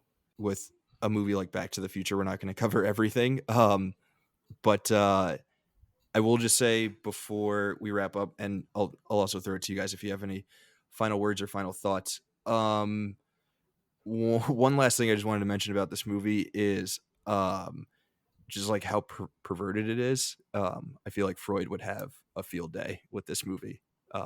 That's my last thought on Back to the Future. Do you guys have any? Oof. I mean, look. I mean, it's a good thing they kind of fixed it at the end, where Lorraine's like, I don't know what it is, but it's like I'm kissing my brother. It's just not right. It's a good thing it came from her. That she's the one Yeah. realizing this is wrong, Mhm. because then it kind of you kind of feel okay, good. But I Yeah. mean, yeah. So it is kind of interesting. Oh, my mother. You tell me that my mom or my mother's got the hots for me. It is kind of like the worst. It's like you kind of hope not to have that ever Yeah. happen. But no, It's played for laughs. It never well, yeah. feels like it, really like It crosses the line that it could, when you're doing Yeah, it it something it like that. more plays into the idea of how Lorraine, older mother Lorraine was, kind of strict. It's like, oh, you shouldn't be. I never sat in a parked car with a boy. I never. And then you go and Marty goes to the past and you find out, oh, Lorraine's just been lying. She swipes Yeah. liquor from the old lady's liquor cabinet. She smokes. She's clearly sat in a parked car. So it kind of Sat in I a think parked I think it car. just kind of Santa Park car. I think it plays into it what at least I think Gail was trying to do is it plays into the idea that as a parent you're going to be telling lies to your kids that you were wholesome and innocent, Oh, even yeah. though nothing could be farther from the truth. And I think that's really what that plays into, is this idea that, Lorraine wasn't who she is, and she does have the hots for, you know, she does have raging hormones. It just so happens that they're directed at her future son unknowingly. But yeah, otherwise, I mean, I got nothing to say except, oh, he's kidding. Nobody has two television sets. And what's a rerun? You'll Those are find just a out. couple lines I wrote down, like, oh, that's kind of funny how nobody has two televisions. And now in 2023, if you're like a 12-year-old, you have a TV in your own bedroom. Everybody, there's like 8 TVs in the house sometimes now. It's just I had kind 2 TVs in my bedroom growing up. I of, was, oh, Raph, come on. No, we actually only had one TV in our house growing up. And I mean, my parents' house still only has one TV. Well, I got 2 TVs, one in the bedroom now, one downstairs in the living room. But yeah, it's just kind of funny, the idea that nobody has 2 yeah, televisions. nobody has 2 Where TVs. now, Yeah. it's like you only have one television. Yeah, it's wild. It's more wild. It's more like the opposite now. So yeah. Um, Jacob, any final thoughts before we get into the final stretch? Yeah, no, not really too much. I mean, it's just sort of a movie magic. It's really what makes it sets it apart. Just the all the practical effects and the studio lot, just the set design and everything, uh, just really transports you. It's a really is a cut above a lot of what's come since. 100%. There's something about a studio lot, man. There's something about it. It just, you know? So we've been doing something that was sort of unplanned in these episodes where we were naming MVPs.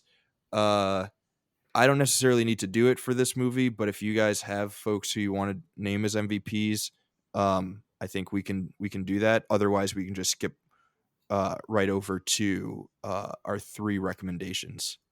I don't. So, are we? Is this MVP the actors or Yeah, Anyone, yeah, yeah. an Oh, anyone? Okay. actor, a character, someone, behind the scenes, director, screenwriter, editor, gotcha? whoever. Yeah. Yeah, I mean it's pretty clear that Michael J. Fox is the MVP of the movie. So I mean from that perspective, it's pretty easy. But I mean, there's a lot of people you could highlight. I mean, um, his name's escaping me. Duke will know. The actor who plays Biff. I think he, Yeah, Thomas F. Wilson. That was actually, Jacob. I'll let you talk about him, and then I'm gonna jump in. But that was actually who I was gonna kind of highlight as well. Interestingly yeah. enough.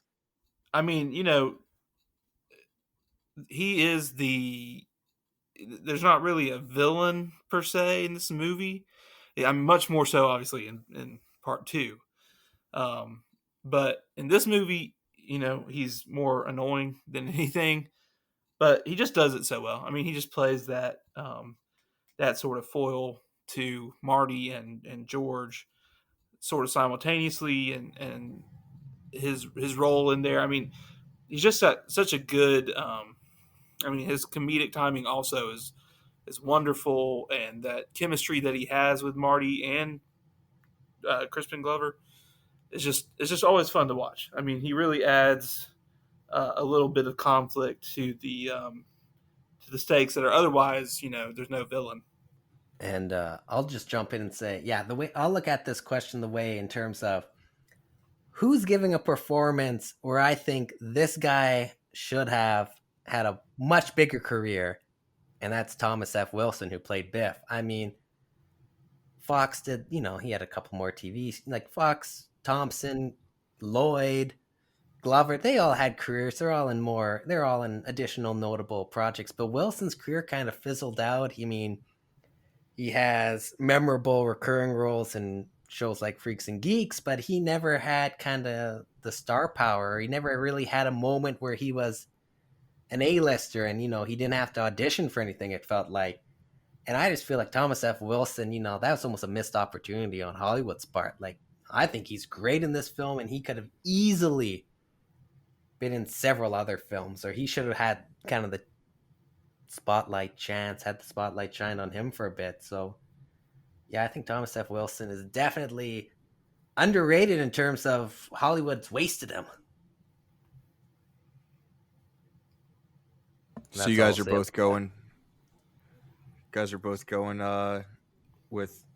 You guys just said his name, and I already forgot it because he didn't. Tom Thomas F. F. Wilson. Wilson. I'm forgetting it because Hollywood didn't give him enough of a chance. Um, Kind of on a similar note, I'm gonna go with one. This is my fake MVP. This is maybe my sixth man of the year award. But I'm gonna go with 3D just because of how ridiculous of a character he is. I gotta give that guy a shout out. But my real MVP, um, I think just because of how much he dominated the 80s, and like really like there's something about like Reagan era movies that all have like the same sort of feel and vibe and tones, and like the one common thread is that most of them were produced or directed by Steven Spielberg. Like he absolutely owned this decade. um so I got to give him a shout out as the executive producer of this movie. He is the MVP. This sort of, this sort of movie doesn't exist without Spielberg just like being at the height of his powers and being able to make sure that movies like this were getting made. So he's my MVP. Sweet. So let's get into everyone's favorite part of the episode. It's time for recommendations. Just thinking out loud here, we will get to a point where we have a specific little, jingle that we'll play right before recommendations, because I feel like it's just such a special part of every episode that we do here at the Canon.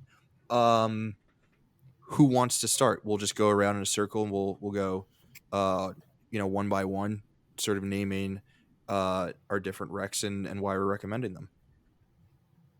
I don't mind starting. Hell yeah. Um, all three of mine are going to be time travel, and two of them I fought so hard for, from time travel perspective, for so long. So we've already mentioned one, so I'll bring it up, and Duke can comment on it if he wants, because he did see this for our time travel list and agrees that it was really good. So it's called The Infinite Man.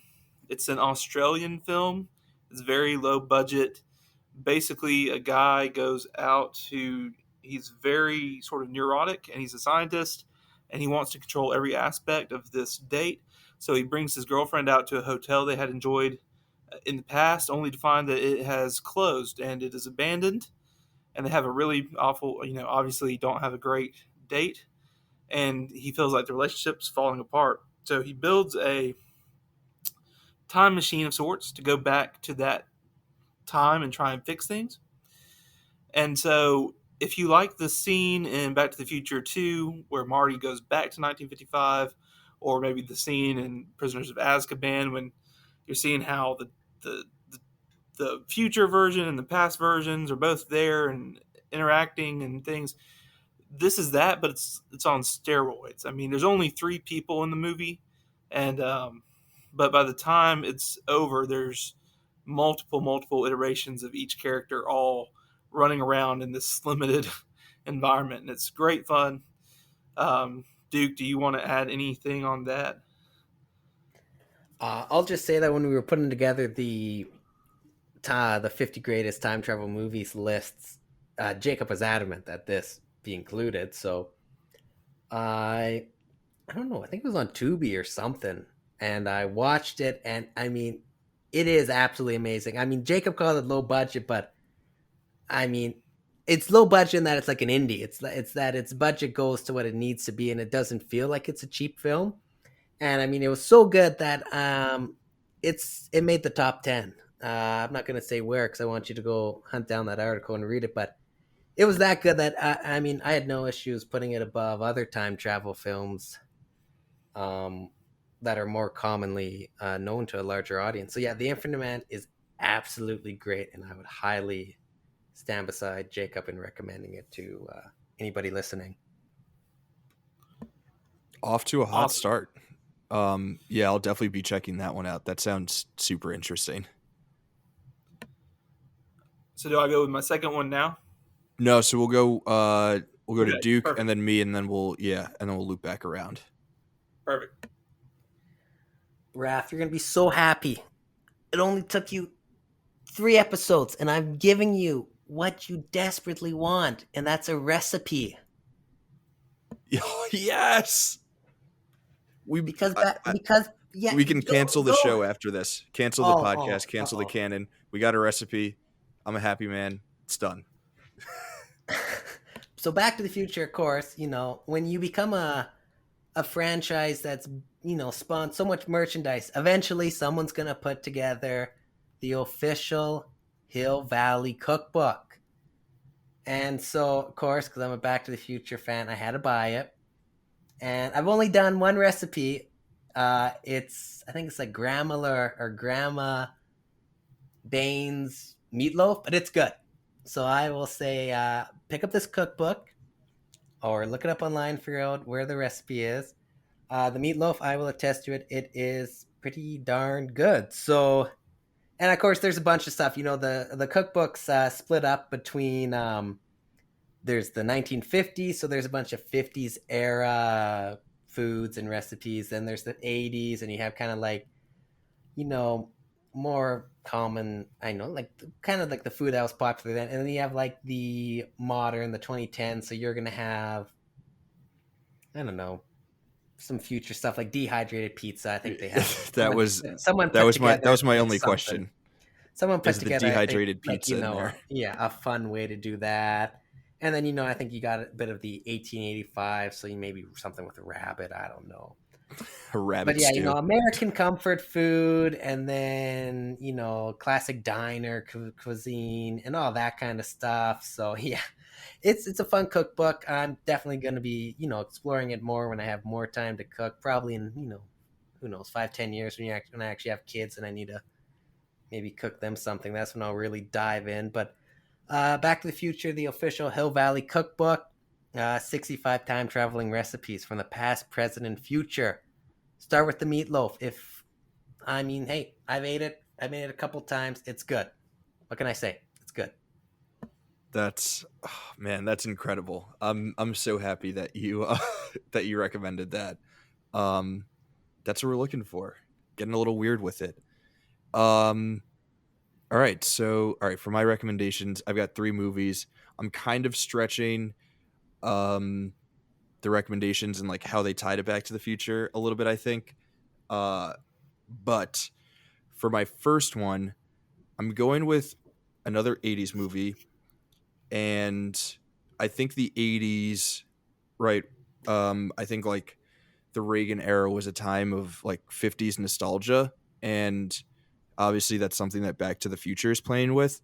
Um, so I was trying to think of movies that like play with similar sort of vibes of Reagan era 50s nostalgia. Uh, and the movie that I came up with, I think, is playing with it in a very different way, but also a very cool way. My first recommendation is David Lynch's Blue Velvet. I don't know if you guys have seen it, but this movie kicks ass. Not a fan. Very. Got to be honest. Oh, But you got to sell me. I own the movie. I watched it once. Was not a fan. Raph, this is your. You have 2 minutes to try to sell me on rewatching this film. So I look forward to hearing what you're going to say to well, convince me. I think what I just mentioned. I think if you're a fan of like of 80s movies and sort of the feel and vibe of like those Spielberg era productions of like the 80s suburbia kids riding bikes and things like that, and Americana and sort of what all that stuff means. I think if you're a fan of that and you want something that is like playing with those themes in a really different way, and obviously like a you know a Lynchian like surreal sort of way. I think Blue Velvet is like the perfect film to sort of not counter but to complement things that are and themes that are being explored within a movie like Back to the Future. it's a weird pairing, but I still think it's like a cool pairing and like then a cool thought experiment to go through sort of how these movies are related and like playing off of each other. I don't know if that convinced you at all. I'm not sure. You're. It sounds like you're pitching a movie that I have not seen, but I might have to watch it to see to kind of see where you're coming from it because I'm not. When I watched it, I'm not. I wasn't picking up what you're laying down. So I'm. You might have convinced me to give another try just to see. It's a reason just to see Just if to it's there or to yeah, see just to see from your if angle. I'm a total psycho and You might be, but that's kind of the Lynch way. He's kind of got some psychotic-ish. I mean, the main guy in yeah, that film, he's pretty psychotic, isn't he? Doesn't he have like he's a weird inhaler type mask the almost? main antagonist is Yeah, yeah. yeah. Bowser from that terrible live-action Super Mario It's movie, right? Dennis Hopper. it's Dennis Hop yeah, it's Dennis Hopper. How I bad don't is know, that? man. That the first film I thought of for Dennis Hopper was the 1993 Super Mario Bros. Movie. Oh, No, that's a great shout. The new one is out now.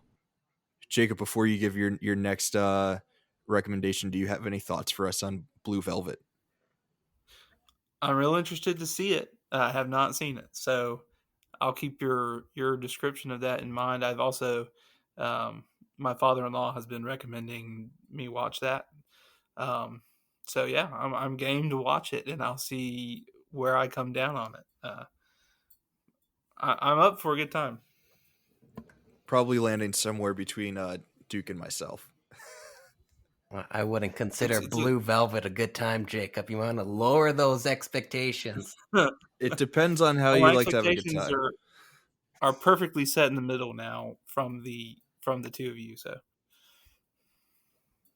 That's perfect. Yeah, what do you have next? So the other time travel movie that I really pushed hard. Duke didn't get to see this one, but it's a little indie film called Time Lapse, sort of similar to a Twilight Zone episode where in this movie it's three flatmates who so one of them is a struggling artist and he lives there with his girlfriend who he's been dating a long time and hasn't proposed. And then they also live with his friend who is sort of an obsessive gambler. And at some point they realize their neighbor has not gotten his mail in a while, so they check on him and find a camera that takes photos 24 hours into the future, and it peers directly through their apartment window. So they start to tinker with that, and of course, things go terribly wrong over the course of the film, and it's awesome. It's just a great small character study kind of deal with how they use this camera, and so I've been, I don't know how I found that movie, but ever since I've watched it, it's just been one of my very top time travels of all time. So, That kind of sounds like have you ever seen Chronicle?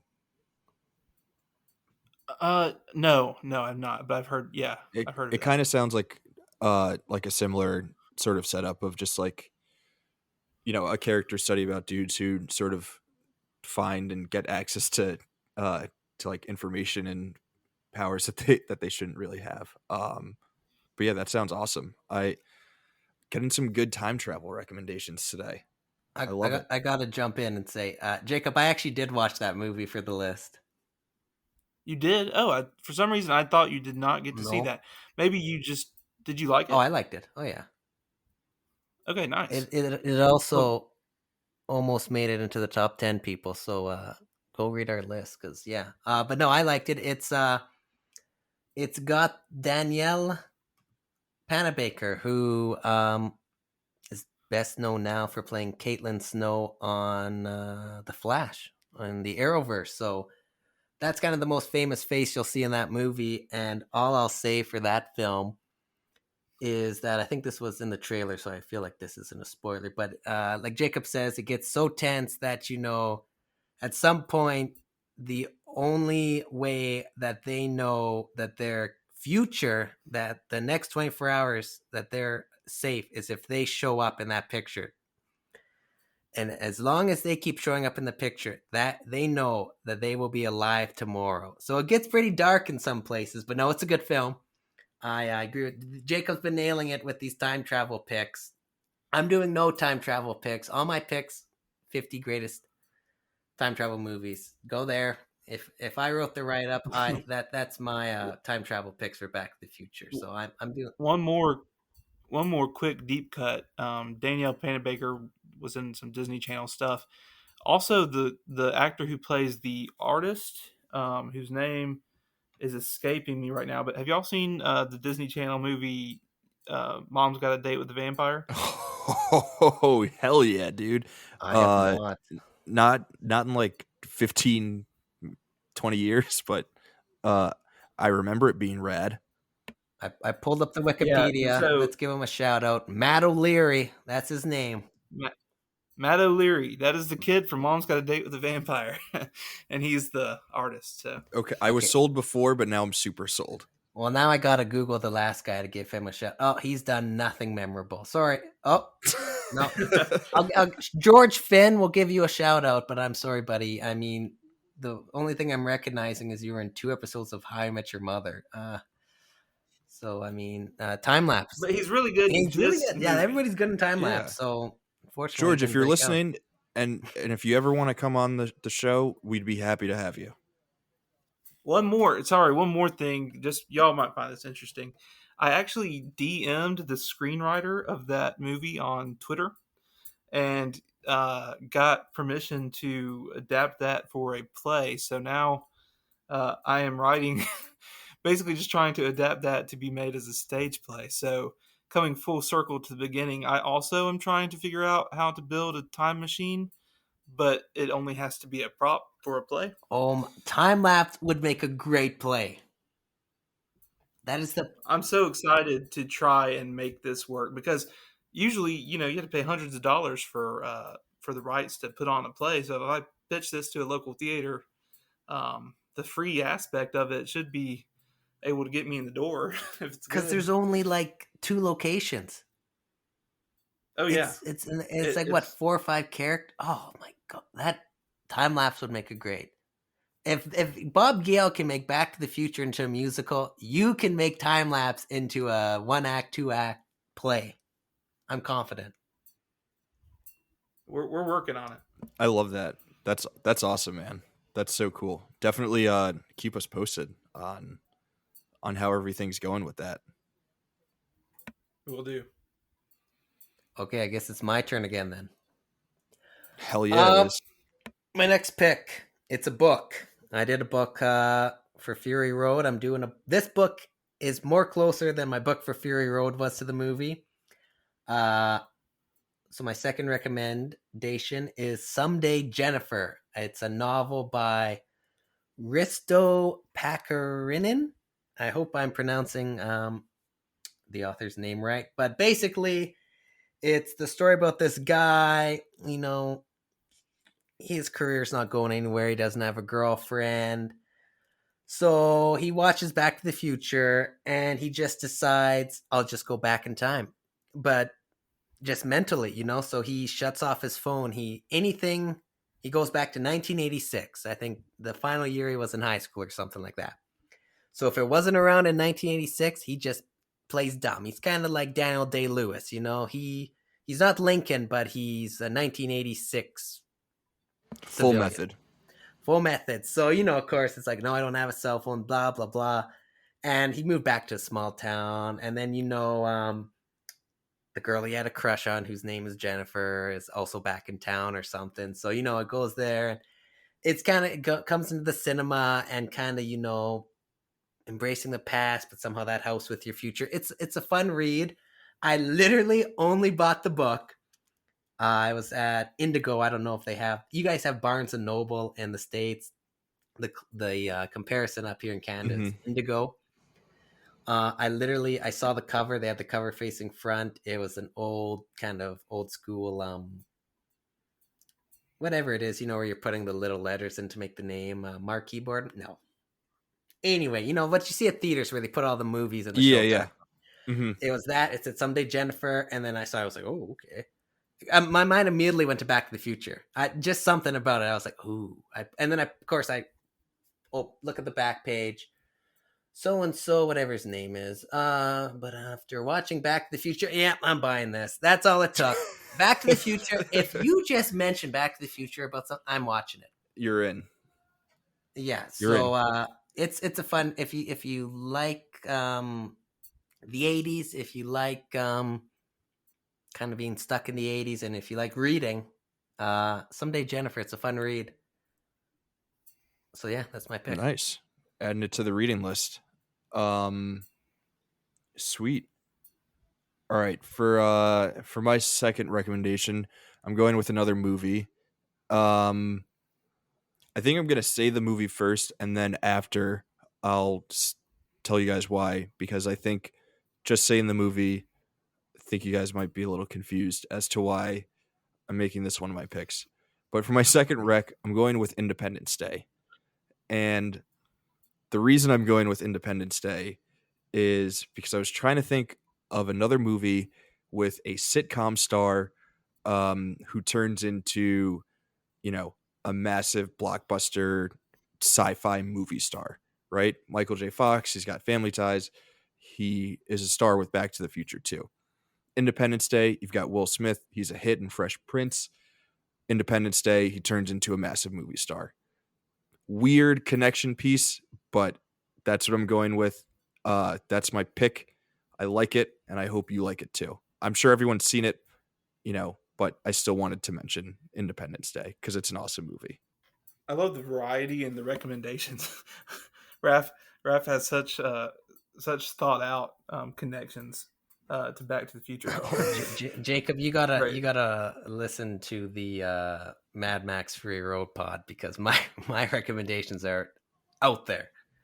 They are. That's I'd the say fun they're of it. more. I'd say they're more out there than Independence Day. But I like how you connected them, Raph. I except my mind was drawing a blank. I was thinking Jeff Goldblum wasn't in a sitcom. What is he going on about? I completely forgot about. I forgot about Will Smith in Fresh Prince because I've Jeff never watched it. Goldblum wasn't in a I was sitcom. like, Jeff Goldblum was in a sitcom. Oh, Raph, I'm gonna have to be correct. And then you're like, Will. I was like, oh yeah, Will Smith. I was thinking, is he about to talk about Vivisha A. Fox? Like, Yeah. what a deep pull that is gonna be. And then, yeah, I blanked on Will Smith's Fresh Prince background. Oh man, Duke, you're giving me a good chuckle. I couldn't think of any. I couldn't think of any other sitcom stars turned sci-fi blockbuster movie stars. No, that's a There good might be pick. others out there, but Of course, you could have done Men in Black 3, which also has a ah, time travel plot and has Will Smith, who was once on a sitcom. that Fun, that's next fun, level. fun fact for the time travel list I've talked about already. I've only seen Men in Black 3, and I watched it just because it had time travel and just to see if it should make it into the list. I think it did. I don't know where, but so yeah, I haven't seen the first two Men in Blacks, but I watched the third one just solely for the time travel element. Dude, I'd say you should watch the first two.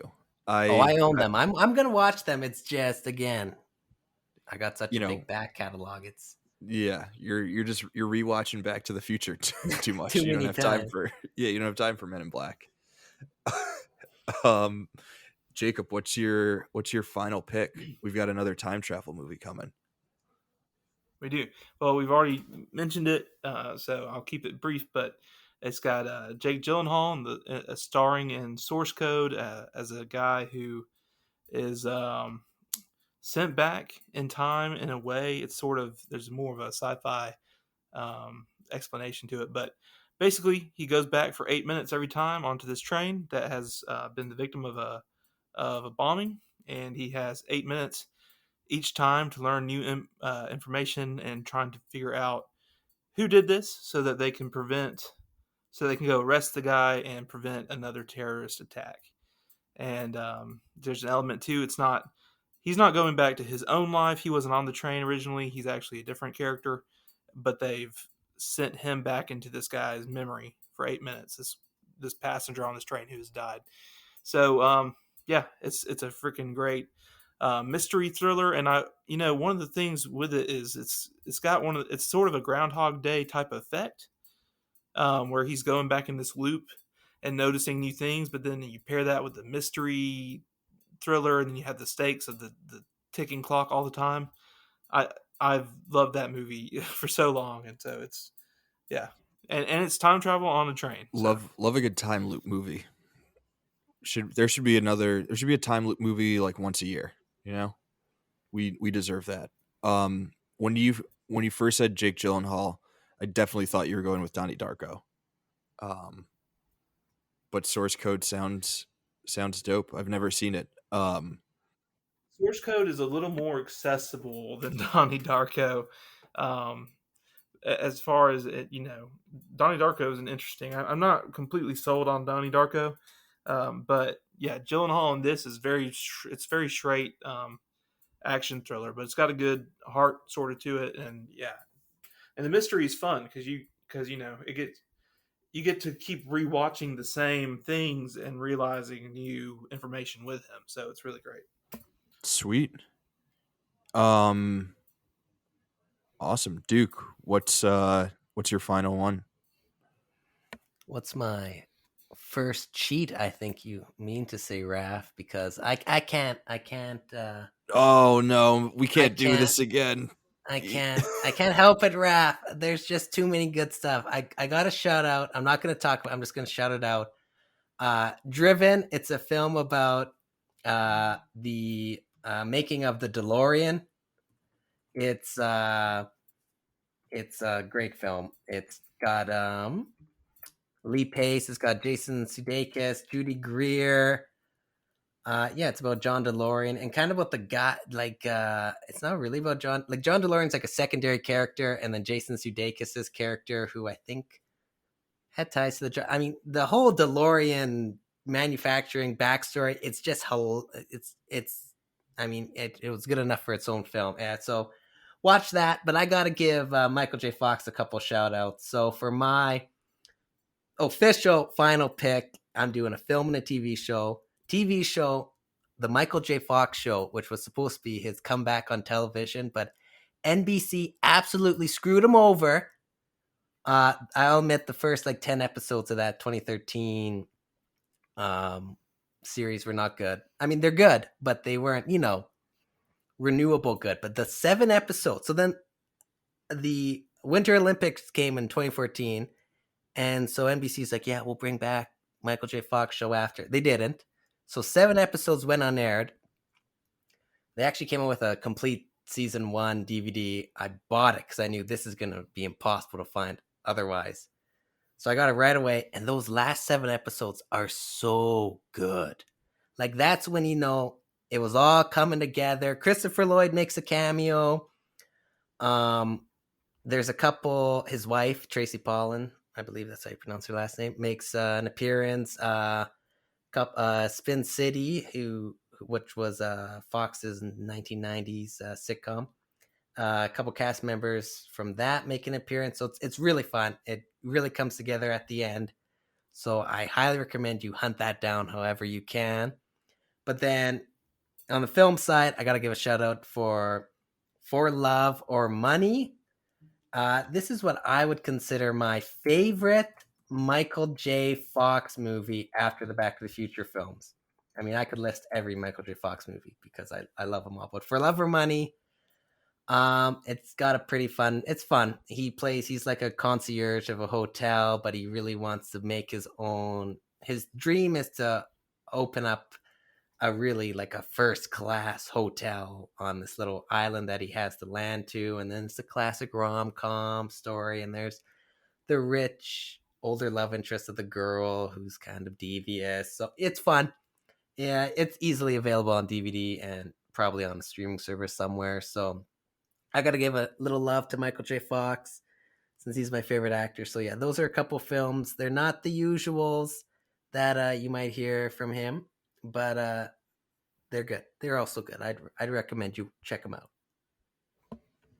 You cheated, I but gotta, we'll I allow it. gotta. Next time, Raph, I promise. You know, Whatever episode I I'm on think next, I will only give you through. I will only give you 3 recommendations. I will not cheat. I think because of your violation, we're gonna have to issue a 1 episode ban. So That's okay. Duke Sailor Duke Monsoon is right around the corner, ready to he's hop in my place. he's still serving a ban as well. We got to hand him out early, so Yeah, people know that we're not joking around here. yeah, It's exactly. very serious business. No cheating on recommendations.